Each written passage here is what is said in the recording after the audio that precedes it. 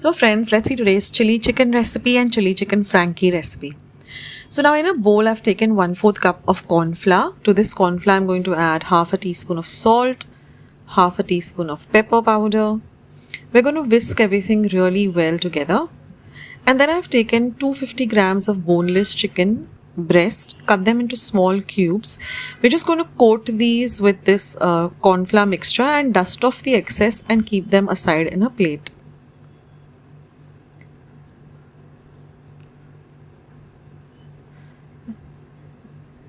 Now I'm just going to fry these till they're nice and crispy brown in about 1/4 cup of oil. We don't want them to become extremely dark brown, just fry them till they're nice and coated and crispy and they turn a little light golden brown in color. I'm going to keep a metal sieve or sift and I'm going to drain the excess oil onto this. This will give your chili chicken a real amazing taste. And this crispiness of the chicken is also amazing. Now I'm going to heat 2 tablespoons of oil in a pan. I've also finely chopped 1 green chili, 10 cloves of garlic and 1 inch of ginger. 2 green chilies. I've just chopped them very fine. And then I've sliced 1 large onion and 1 medium capsicum into thin slices like this. And then we will need 1 tablespoon of red chili sauce, 2 tablespoons of soya sauce, 1 tablespoon of Szechuan sauce and 2 tablespoons of tomato ketchup and 1 teaspoon of pepper powder and some salt to taste. Now once the oil is really hot, we're going to keep our flame between medium and high and we're going to add these green chili, ginger and garlic and we're going to fry them till they're light golden brown in color. Then we're going to add the sliced up onion. Fry the onion also on a high flame. We don't want to really brown the onions or make them translucent. Just fry them for about half a minute. And then we're going to add the capsicum. Fry the capsicum also on a high flame for half a minute. Now for this chili chicken, we are going to cook this on a high flame because we don't want to make the onions and the capsicum soft. We want them to be crunchy. Now I'm going to add the pepper powder, give it a mix.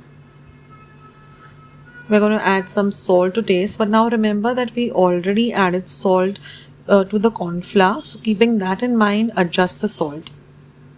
So add a little less salt first and then if you require more salt, you can always sprinkle some salt later. And now we're going to add all the sauces, that is the tomato ketchup, we're going to add the red chili sauce, we're going to add the Szechuan chutney and the soya sauce. So add all the sauces and then give it a nice mix. Now I had a little bit of the corn flour left from coating of the chicken. So I just took about 1 teaspoon of that and added about 2 tablespoons of water and made a slurry. And I'm going to add that. We don't want this to be a liquid. We want this to be a dry kind of a, semi-gravy form for this chili chicken. Now I'm going to add the fried chili chicken pieces and on a high flame only, just for about half a minute, give it a thorough mix and then turn off the flame and your lovely chili chicken is all ready. And now I'll just show you how I use this to make a Frankie, which is a great tiffin recipe. Now you can have this chili chicken like a snack. You can also accompany it with some lovely noodles, Hakka noodles or some fried rice. I'll leave a recipe for my Hakka noodles and fried rice down in the description box below. And or I'm going to make a Frankie. So what I do is I take a whole wheat roti or a chapati or a puri. I just put about 2 tablespoons of this filling to one end of the chapati or puri. Then I take some very finely sliced onion, sprinkle that on top, a teaspoon or so. Then I use this Frankie masala. You can use any brand. And just sprinkle some of this Frankie masala. Then I'm going to give it a nice dash of some lemon juice or lime juice and some grated cheese. And then I'm going to fold it in this way. So I'm going to pick up the edge of the chapati or puri or roti like this. Straighten it out, flatten it completely.